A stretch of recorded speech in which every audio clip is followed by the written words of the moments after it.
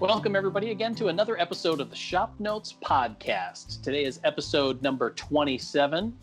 I'm Phil Huber, your host, joined by the usual cast of suspects, Logan Whitmer and John Doyle. On today's episode, we're going to be dipping into the potpourri bag and asking a variety of questions and covering a bunch of topics. So I hope you'll enjoy this episode. This episode of the ShopNotes Podcast is brought to you by Woodsmith Magazine. Woodsmith Magazine has been the trusted source for all your woodworking information for over 40 years. From tips and techniques to furniture projects to shop projects, you'll find it all at Woodsmith Magazine. Subscribe today at woodsmith.com. Okay, so I say we start with the off-topic one first, just because there's some excitement here. Well, does it make it off topic or does it make it on topic if we start with it? Right. It's off topic. So the off topic, on topic is what unusual critters have you found in your shop? Yes. Besides children, human children. Human children raised by humans. Yeah. Yep. So for me, what made me think of this recently is in the last month or so, we've had our garage door open because the kids are in and out with their bikes and stuff. And a robin kept coming in here and trying to build a nest on top of my garage door opener. And I think it got to like half built one day and I kept tearing it down. And it's like, come on, Robin, use your head here. I'm going to close the garage. You're not going to be able to get in. It's not cool, man. So we compromised and it ended up building a nest outside of the garage on top of the light. So I let it have that. And right now it's got 2 baby birds. So we're cool. Just stay out of the garage. So that's what made me think of this. But then the other ones that I've had is we used to have our video studio down kind of on the south side of Des Moines in the floodplains. And we had a shop down in the back of that. And I was cleaning out one day and I found a 3-foot long snake skin. So the snake that was in the shop before that is now larger than 3 feet because it shed that skin. So I was like, okay. Well, that's why I'm not seeing any mice. The snake's taking care of it. So that was kind of creepy. Yeah. So now I don't clean anymore. The other one that I had in there was like a tennis ball sized spider. And it was right by the door too, right next to the door. And it's like I was just trapped in there. So I found like a 10-foot long stick to kind of squish it. It's like, I don't mind spiders, but it's like, sorry guy, one of us has to go. Right. We're not gonna be friends. Yeah. So those are fair. At that studio, you and I also chased a groundhog through the field back there. Mm-hmm. Yep. We tried to put a little sneak in on it, but we couldn't. Yeah, we had chipmunks come in when the doors were open there, and deer would come right up to the door, and all kinds of critters. So then we had a coyote outside there once, I remember. Mm-hmm. Turkey. Mm-hmm. So all kinds of stuff. So what have you guys had sneak into your shop, leave remnants? So I recently, last week and 2 weekends ago, was clearing out my storage garage, which is where I was storing all my lumber that I've cut. Mm-hmm. And found a big old 3-foot snake skin in there. Mm-hmm. That's all I found. I mean, it was like yay long, it's just so far. Yeah. Mm-hmm. Well, yeah. I moved all the lumber board by board. It couldn't be in there, I don't think. So that was funny. I found that. My garage up here, I actually found. I think I told you guys when I found my dead mole in there. I tell you that. Yeah. No. I had unloaded a moving blanket out of the back of my truck and just kind of threw it on the floor in the garage because we were going somewhere or whatever. And the next day I go in there and there's a dead mole in it. It crawled in there, and I don't know. I don't know if that was a mole. It might have been a what's the weevils or shrew? Vole or a shrew? A Vol. I think it was a Vol. Vol. Okay. Blast-ended screw. Yep. And then same garage, same stall. Just the other day, I found some little droppings from something. They were ball shaped. So they were like miniature rabbit pellets. Okay. I Maybe don't it was a think it was a miniature rabbit. It Right. might have been. We call Baby those rabbits. John. Oh, okay. Krylocheks. But with my shop being in the house here, I don't really get anything in there. Although I did reach under my bench to vacuum a couple of months ago, and I should reach under there with the broom to sweep out and get the big pile of shavings out from underneath there, and hair came out, and I started pulling it, and it was raccoon hair, and I was like, "What the heck?" And I think I might have sent you guys a picture of this. I pulled out. And I thought I had a dead raccoon under my bench in my house. I'm like, how did that happen? It was actually just a little remnant of like raccoon fur. It was like a dog toy at some point. I mean, it was like real raccoon fur, but it somehow made its way under my bench. Scared the crud out of me when I started pulling it out. I'm like, why is there a dead raccoon under my bench? Because it was quite clearly raccoon hair. But yeah, nothing crazy. A lot of spiders all the time. But Right. Yeah. pretty much it. Spiders are pretty common. Yeah, they're the cleanup crew. Yeah. I fight the battle of spider webs all over the place in my garage shop here. One time I think I was coming home from work and pulled into the garage, and right in front of where I park my car is where my workbench is, and I saw a mouse right on my bench top, just hanging out, doing whatever mice do. So after that, I put out a little mouse poison on the top of my bench, and the next day or a couple of days later, just came into my shop and had the telltale odor of success. Nice. But the weirdest one was when we first moved into this place, and I was cleaning out the back section of where my shop was going to be and starting to move stuff in. And there was this odd discoloration on the back wall, like right in the middle of the shop wall. And like what looked like a bunch of, like somebody had tried to sweep at one point and just kind of pushed it all against the wall and never really scooped it up. But when I was cleaning it away, realized that somehow a squirrel had gotten pinned back there and died and dried out. And so it was like this super flat fur covered squirrel jerky that you scoop away. So I'm not sure if that was an omen for just moving into here or if that was. Yeah. We used to get squirrels into the print shop. We had the insulation it was up on the ceiling, but it was like covered in like almost Tyvek, Right. Mm-hmm. They would climb the trees. So rough. And then all of a sudden you'd be sitting there and you could watch them run through the insulation from one end of the building to the other, and it would just be doing circles up there. It's like they're playing Squirrel Mario Kart, Yeah. It's like, man, wow, it's nuts. And I did have a sparrow trying to build a nest in here, like late fall one year. Like it was just looking for a warm spot for the winter or something. And it would sit out on the fence just outside the garage. And every time we opened up the door, he'd fly in. Mm-hmm. And I'd have to chase him out. Yeah. So we get frogs in the garage a lot. Oh yeah, like frogs and toads. Yeah, and we're out kind of in the woods, so we get a lot of tree frogs and stuff. And yeah, they chase. I think they chase the bugs into the garage, like it's the light gets left on or whatever. Mm-hmm. Then all of a sudden, 3 days later, you'll find a flat frog somewhere. Mm-hmm. So lovely. Yeah. All right. Question number 2 then is a little bit more on topic, and that's recent tool purchases.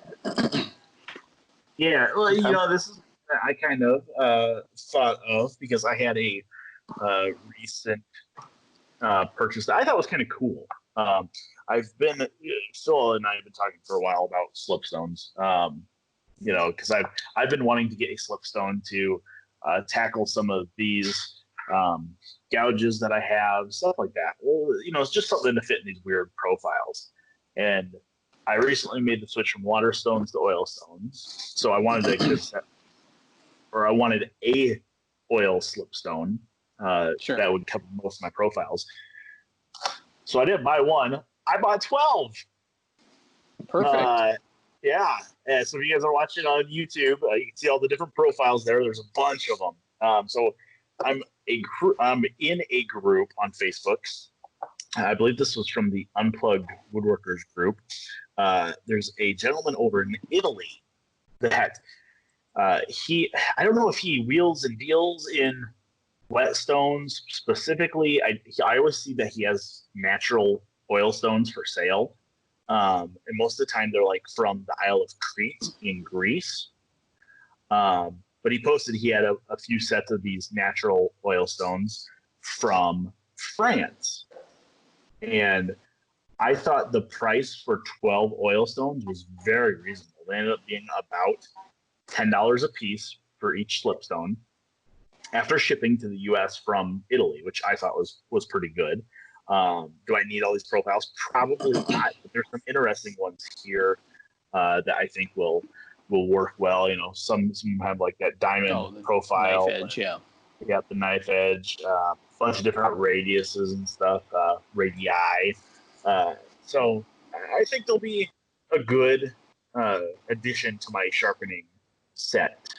It's I don't sharpen carving tools all the time, but when you need to, nothing beats a good slipstone. So, and I did kind of off-topic tool purchase recently. It's kind of more of a sawmill tool purchase.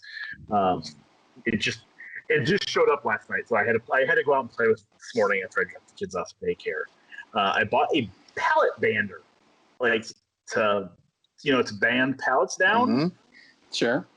But for banding logs together after I've cut them, right?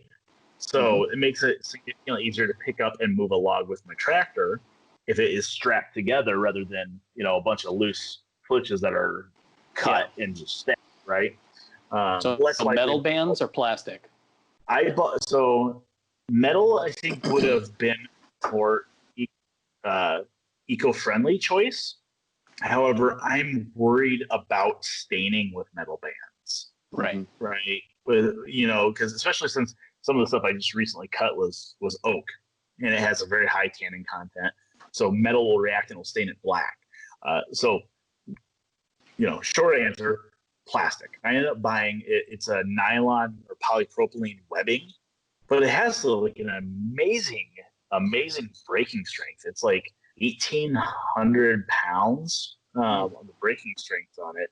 And I actually was watching some guys on YouTube that were using the same stuff.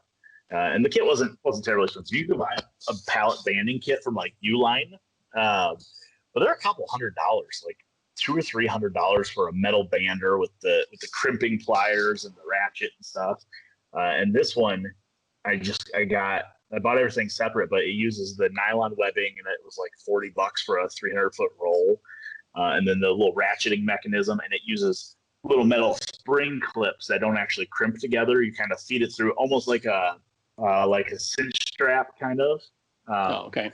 But it works really well. I went out and banded after I got the kids off this morning. I banded banded an ash log and a red oak log that I had cut, and man, it's like a piano wire. It's super tight. So it's kind of one of those fun little specialty things that you don't need every day, but unless you're running a sawmill and cutting and restacking stuff. But I think it'll make it really nice to move logs around as I'm trying to organize stuff. So sure. So yeah. So where are you storing all these logs? Just out? My front yard. Don't tell There my you go.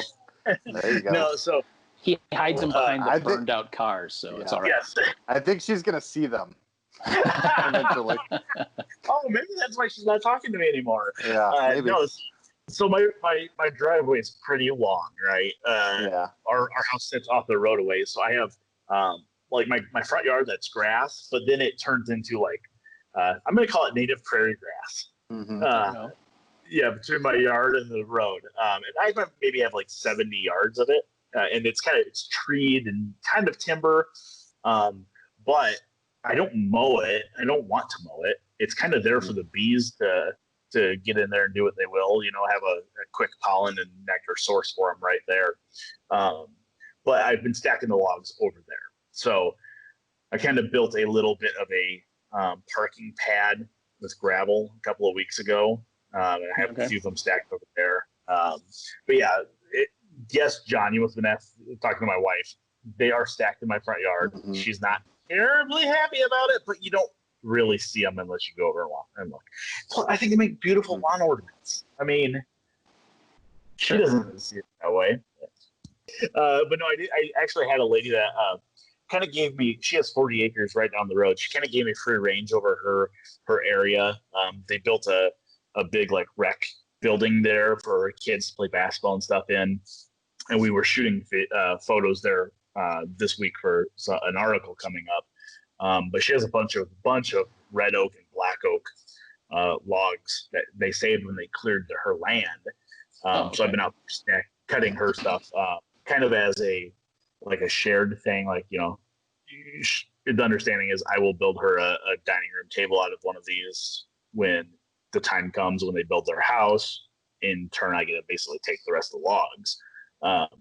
But she's allowed me to cut them and stack them there, which is really nice. So I just cut them on site, stack them.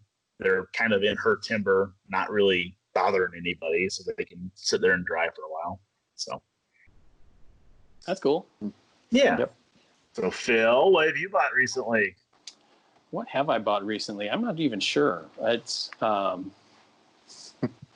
your wife's not watching this. Don't worry. Your secret is safe. Why of our nonsense. Right. I think the only things that I've bought recently have been like supplies and accessories. So I have the I got this as a Christmas present a couple of years ago. Just a second. The Bosch 12-volt cordless jigsaw, because I have a drill driver with the same battery on it. So I got the kind of the upgraded 3 milliamp hour batteries to go with it. Because I think that drill that I have is, coming up on like 10 years old, and the batteries have lasted a surprising amount of time with them. Yeah. And I just needed to, one of them was starting to not hold a charge for very long. So I did that. And then also just got some new bandsaw blades.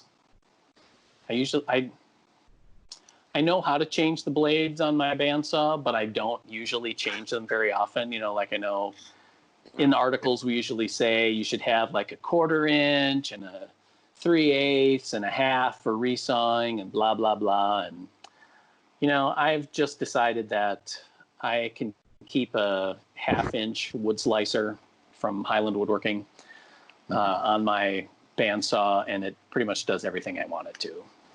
Sure. I don't usually have to cut super tight curves, and if I do, you can usually make like a bunch of relief cuts and get the curve cut without it being a big deal. Mm-hmm. So yeah, I'm the same way with the table saw. I just keep a 1/4 inch dado blade in there, and you can pretty much do everything: ripping, cross cutting, dados. Yep. I mean, it's just too much work to change it. So thick kerf blade is what I usually. Yep. You just got to push harder. Yeah. Max it kerf. Yeah. It's funny, I actually just bought blades for mine as well, Phil. And I did buy 2 different sizes. I bought a 3/4 inch and a 1/4 inch. But I think you're right. Like, am I really gonna change it? Probably not. Yeah. Should I? Yeah. Yeah. I have a 1/4 inch one for mine, and it's a decent quality blade. And I just don't find that I want to put it in, because I use my bandsaw for all the cutting in my shop, and the majority of it ends up being straight cuts, ripping or joinery details or things like that, or tapers even, so that I want a blade that's going to track as straight as I can, which I could do that. I have my saw dialed in pretty well for what it is that I make straight cuts, but yeah. I just actually bought a new box of blades for the mill, and it floors me. And I know I've said this before, but it floors me how cheap they are compared to a regular bandsaw blade. Like, these blades I just bought are from Jerry's Resharp down in Kentucky, I think, and they're like $18 a blade. Like, yeah. I think the quarter-inch blade and half-inch blade I just bought were $40 a piece almost. 35. Yeah. It's like, how is a blade that is half the length double the cost? Yeah. Okay. No, because I know that the wood slicer costs more than that per blade. Yeah. So. Cool. So other than that, that's kind of it for tool purchases. I'm getting to the point now where, having been in my home shop a lot more, is like, do I need to start cleaning out stuff now? And it's the time for another purge. Yeah, I'm probably overdue. Although I will say that there's been a couple of tools that I've been thinking about getting, but I don't know if I'll ever pull the trigger on that. So, John, what do you got? Anything new? Well, as far as new tools, Home Depot had that deal. I don't know if it's still going on or not. It was during June. I don't know when it ended, but you could get like the Ryobi batteries and get a free tool. And one of my batteries has gone out on my DeWalt drill set. So it's like, hey, maybe it's time to get some new tools. And I went and got the battery pack and got the free drill with that. So that was a good deal. And then I haven't got it yet, but working at home here, I don't have a bandsaw. And there's been times like, oh, man, I wish I really had a bandsaw. And so I was at Menards the other day, and I saw like a cute little 10-inch Rikon bandsaw. I was like, oh, that little baby needs a home. So I've been kind of thinking about adopting a bandsaw. Yeah, I'll take care of it. So, hey, little bandsaw, what do you want to be when you grow up? Yeah. And coincidentally enough, my Menards rebate funds have started coming in from the Playhouse build.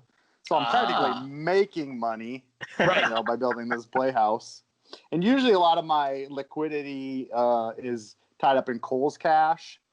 So it's nice to have this like Menards rebate stuff coming in. And this Playhouse must have been pretty expensive because the 11% rebates adding up to this little bandsaw pretty quick. So there you go. I think after one more week of these rebate checks coming in from Menards, I'll be ready to go out and pick that up. So we might have to do like a unboxing video or something. There you go. Nice. Something with this little baby bandsaw. For people that don't have Menards around them, Menards does this thing. Their hardware store, like Home Depot or Lowe's, pretty popular here in the Midwest. And they do this 11% rebate all the time, right? It's not like all the time, but it's a good majority of the time. Yeah. Since March, it's been all the time.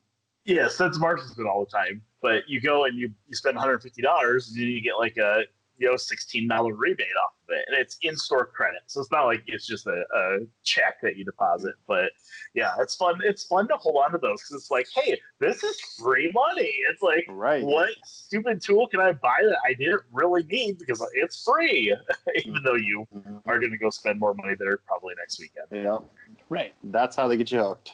So. Yeah, it's funny because I did the same thing, John, with Ryobi. I bought this. There goes a sanding disc. I bought this. I had been watching. What am I looking at? You are looking at a Dremel, the flex shaft. Oh, okay. See, there you go. Like a wood burning thing? Or? No, it's a Dremel. My Dremel was probably 20 years old, and it had just started to get like it was terrible. I used it to do the dog's nails and stuff instead of clippers and stuff, and it was just getting bad. And I was like, you know what, my batteries on my Ryobi stuff are starting to get, like you said, Phil, weak. I mean, those just won't hold a charge. Like, you might get 5 minutes out of one, and that's it. Right. And it's like, well, hey, I could kill 2 birds with 1 stone, and buy 2 batteries and get a tool for free. So I got myself a little Dremel that's really loud and scares the crap out of the dogs. I didn't even know Ryobi made one of those. That's cool. Yeah. They do. They make like everything. Yeah, they make that, the tire inflator.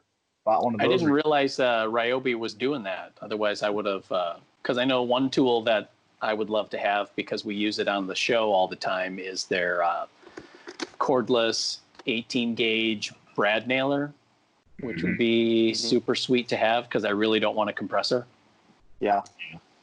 Yeah, it's funny because the other day I needed like brad nailer. I was building something here at home, and it's like, oh, I should have grabbed that Ryobi brad nailer to use here at home. And now what am I going to do? And I was like, oh yeah, I have a brad nailer and a compressor, but it's like, it's so much work to it's so air much up the less compressor. Yeah. Yep. So, As if you have to use a bicycle pump to pump up the compressor or something like right. that. Yeah. So, yeah, those are nice. Yeah. All right. So since we're doing the show of little mini topics, can I throw one more out there? Candid. Bring it. Yep. Okay. Yep. You guys have any projects that you have been just sitting on for months or years that just have never gotten finished for one reason or another? All that of are them? like Crap. done. Like, do you want me to just do like a 360 slow pan around the shop? Well, the reason I asked this because I'm sitting here and there's a shelf right behind my computer and camera, and I have this kitchen knife sitting there. It's like I did these. I bought a set from Woodcraft, I think, of these, Damascus steel Japanese, like the Shun ones or whatever. Or... These are ZHEN. Shen. Oh, okay, yeah. Jen, yeah.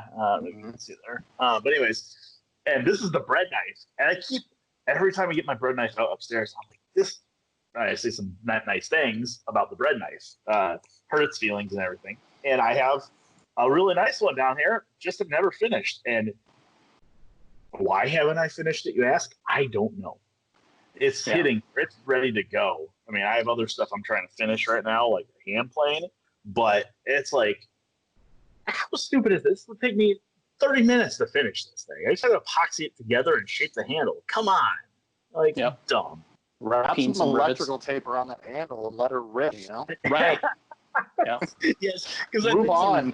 Tape is food safe. Yeah. Get the hockey tape out. Do it Rob Cosman style. Yeah. Oh, it's true. No, I mean, do you guys have any of those? It's like, this is so dumb. It would take me 10 minutes to finish it. Just never have. Yeah. All of them. They're not like that. I've never finished a project. I'm just going to say it. They're all unfinished. That's why I get like half projects out of the prototypes out of the dumpster, because it's like you're 90% of the way there. You just finish it off. You just like tie down the calf, put your arms up in the air, and you're done. Yeah. That's true. I to be fair, Phil, I have done the same thing. I grabbed one of the things sitting here. This is gonna probably be loud. I grabbed this thing. You guys recognize this from our rocking horse? Oh yeah. Oh, yeah. It was one of Chris's prototypes when he was trying to figure out the laminations, and I think he probably didn't use it because there was a tiny little glue joint gap right there. But it was in the dumpster. I'm like, no freaking way is that gonna go away. I'll make a rocking horse or a swing. Yeah, how hard is that to do? It's not that hard, right? I know. Slap a saddle on that thing and it's done. Yeah. Yeah, from a tree. Yeah. Well, that's what I thought initially. I was like, I could probably, I think my butt would fit in that thing. I could hang that up. Make a swinging horse. Yeah. Well, here's the thing, though. I don't have any ash trees to hang this in. Your butt goes in there. It doesn't have to go in the ash tree. Yeah. That was a reach, wasn't it? That's a reach. Yeah. That's not even funny. No, I know. We didn't have any good butt jokes this one. Right. Yeah. I don't want John's parents to be disappointed. Yeah. I did just get like a buttload of ash for that platform bed we're gonna build. You sure did. So much ash. Unload it. It was 1,000 degrees out when I helped the guy Thank you for unload it. that. Yeah, you're welcome. It was heavy too. Yeah. It was actually some really nice stuff. Yeah. Like it looked like it was very nice pieces of ash. Yeah. You never know what you're gonna get when you just order it unseen, but yeah, it was really good. So yeah, I'm pleased. Yeah, we order some of our hardwood. We order for the magazine from Liberty Hardwood here.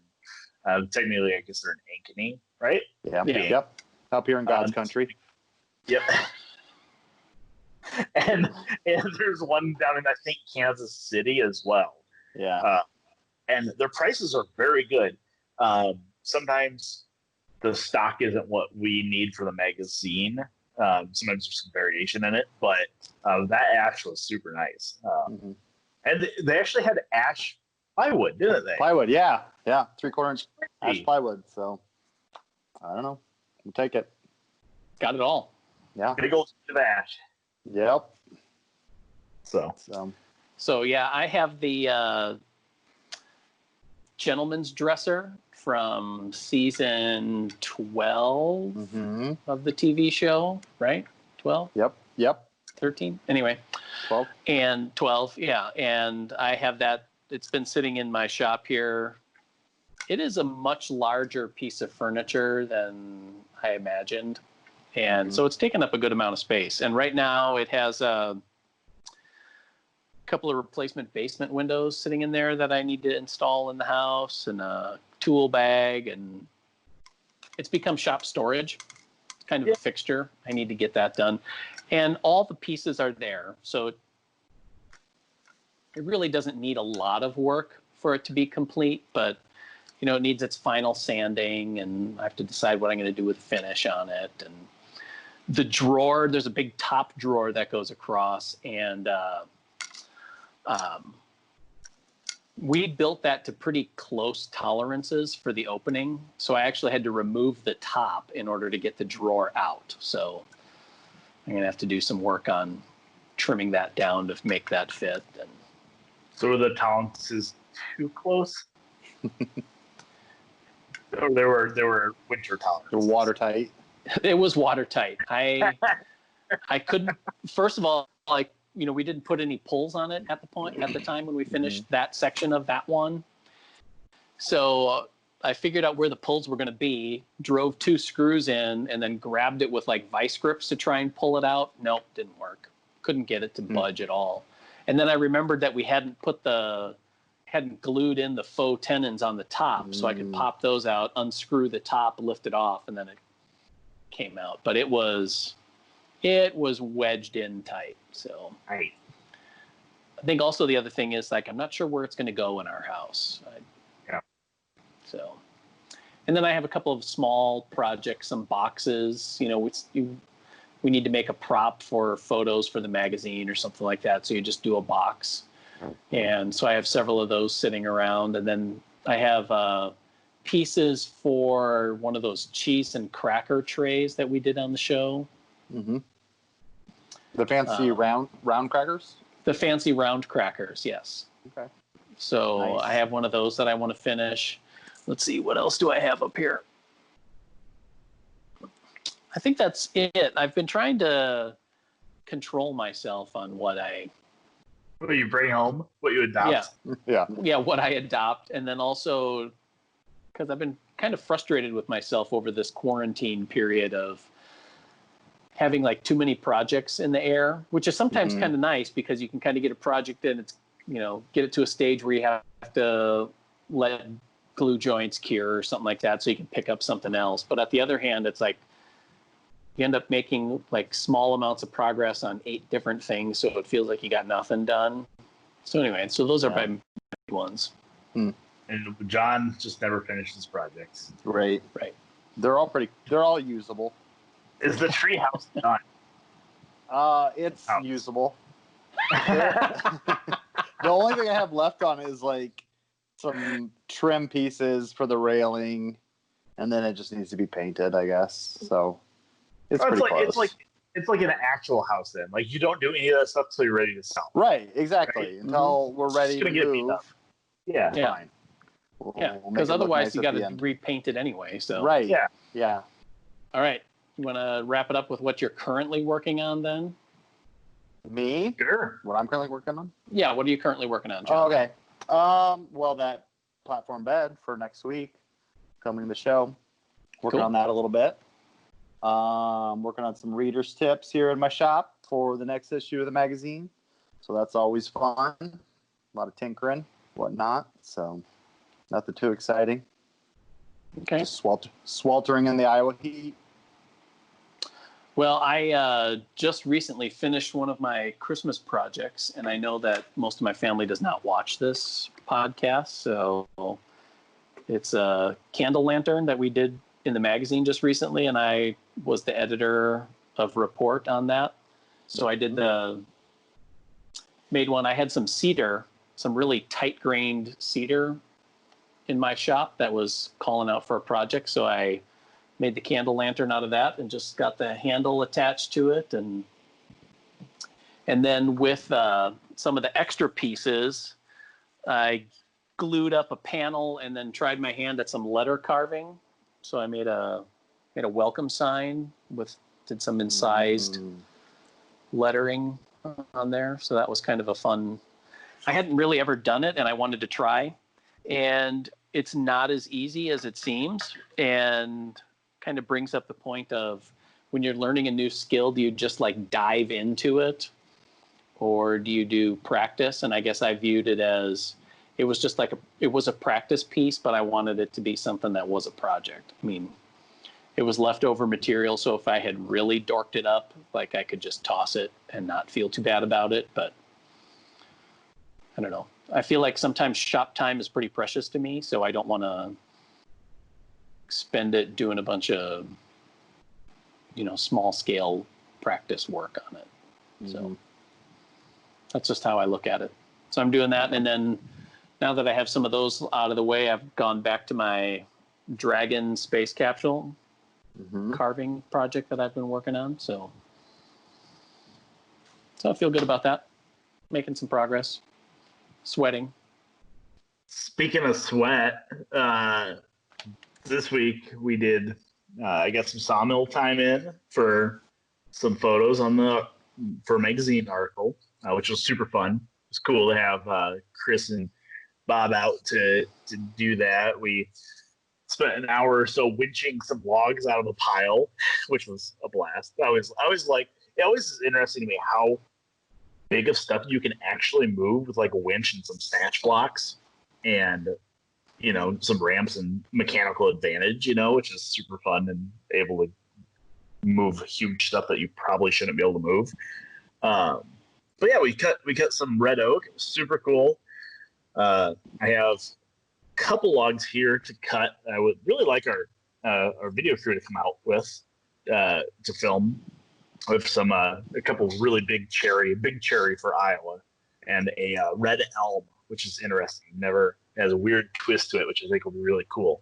So I'd like to get out and film that. And I really just want Phil and John, you guys, to be here to help me move these logs. That sounds like fun.